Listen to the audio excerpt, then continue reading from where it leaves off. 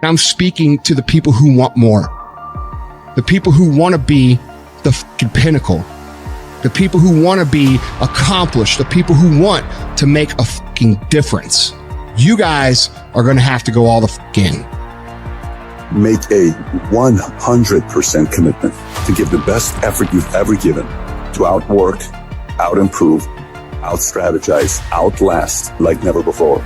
One of the best quotes that I've ever read about it is that if you have real true freedom, you're never going to have equality of outcome, because with real true freedom, you have the freedom to not engage. Well, look, if you look at a guy like Jeff Bezos, for instance, that Amazon guy is worth more money than anybody ever, right? That guy works all day. Yeah. I mean, he's a maniac. Oh, yeah. He's acquiring all these different companies, and everything he's doing is designed to succeed. Yeah. I mean, he's just Well, that's what Gates just said, yes. too, in a recent interview. And I know some guys that are, they're in approximately the same universe as those two, and they just work all the time. That's all all they do. the time. Yeah. And they don't just work, they work so efficiently and so effectively and make use of every second in ways you can't even imagine unless you're in that sort of position. So, and doing that doesn't mean that you will succeed, but not doing it certainly means that you will fail. Well, not doing it certainly means you will never achieve that level of success.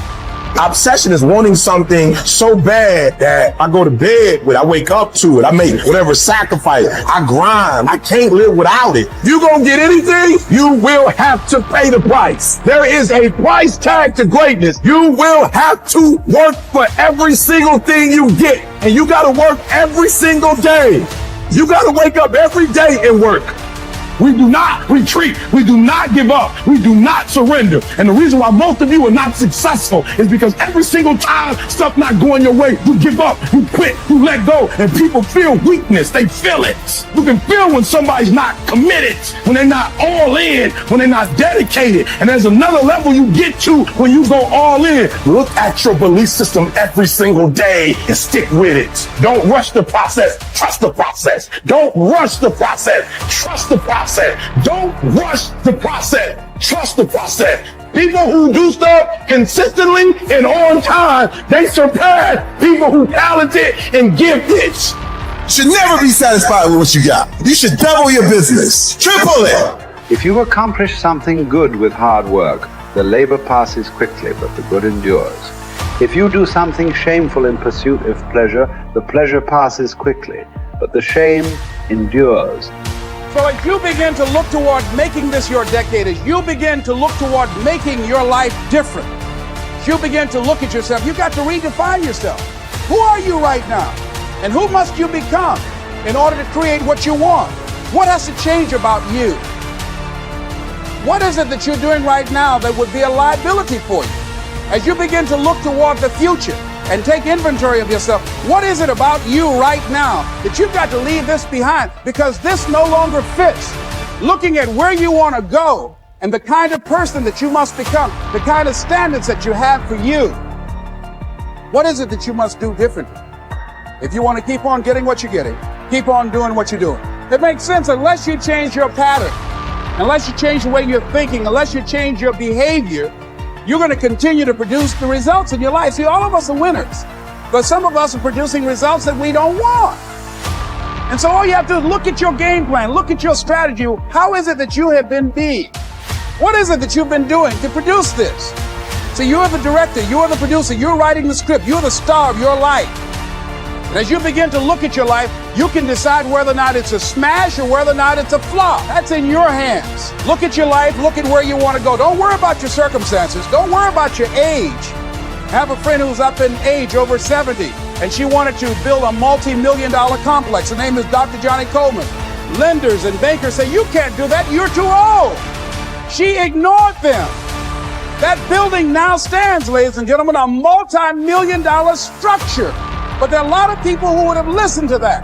There are a lot of people that would not have even gotten to that point. They would have talked themselves out of even going down to the bank to ask for it because they've already said no to themselves. See, it's time now. If you want to make this your decade, you've got to start saying yes to your life. You've got to start saying yes to your dreams, yes to your unfolding future, yes to your potential, as opposed to saying no. See, 87% of our self-talk is negative. So you've got to make a conscious, deliberate, determined effort to say yes to your dreams. Why not? Why not me? Don't spend time like most people going through life complaining. Don't try and get on talk shows and tell everybody how life has done you wrong. Here's what's happening in the audience. 80% don't care, and 50% glad it's you.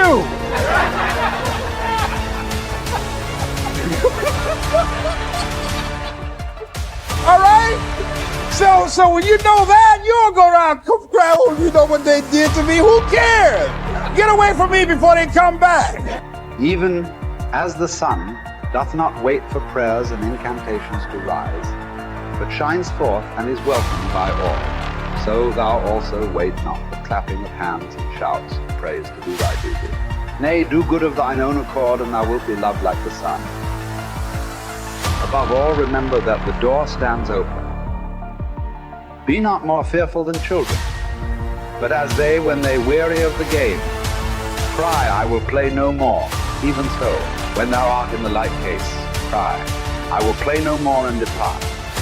But if thou stayest, make no lamentation. If you choose, you are free. If you choose, you need blame no man, accuse no man. All things will be at once according to your mind and according to the mind. Draw into yourself as far as you can. Associate with those who will make a better man of you. Welcome those whom you yourself improve. The process is mutual. Men learn while they teach. Limiting one's desires actually helps to cure one's fear. Cease to hope. You will cease to fear. Widely different as fear and hoping are, the two of them march in unison like a prisoner and the escort he is handcuffed to. Fear keeps pace with hope. Both belong to a mind in suspense, to a mind in a state of anxiety through looking into the future. Both are mainly due to projecting our thoughts far ahead of us instead of adapting ourselves to the present. I have learned to be a friend to myself, great improvement. This indeed. Such a one can never be said to be alone, but know that he who is a friend to himself is a friend to all mankind. Wild animals run from the dangers they actually see, and once they have escaped them, worry no more. We, however, are tormented alike by what is past and what is to come. A number of our blessings do us harm. The memory brings back the agony of fear, while foresight brings it on prematurely. No one confines his unhappiness to the present. For the only safe harbor in this life's tossing, troubled sea is to refuse to be bothered about what the future will bring, and to stand ready, confident, squaring the breast to take without skulking or flinching whatever fortune hurls at it. Count your years, and you'll be ashamed to be wanting and working for exactly the same thing. Of this one thing, make sure against your dying day, that your faults die before you do. Have done with those unsettled pleasures which cost one dear.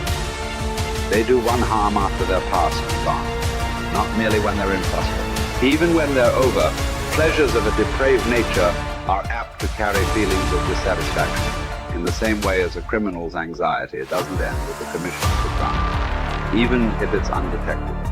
Such pleasures are insubstantial and unreliable. Even if they don't do one any harm, they're fleeting in character. Look around for some enduring good instead.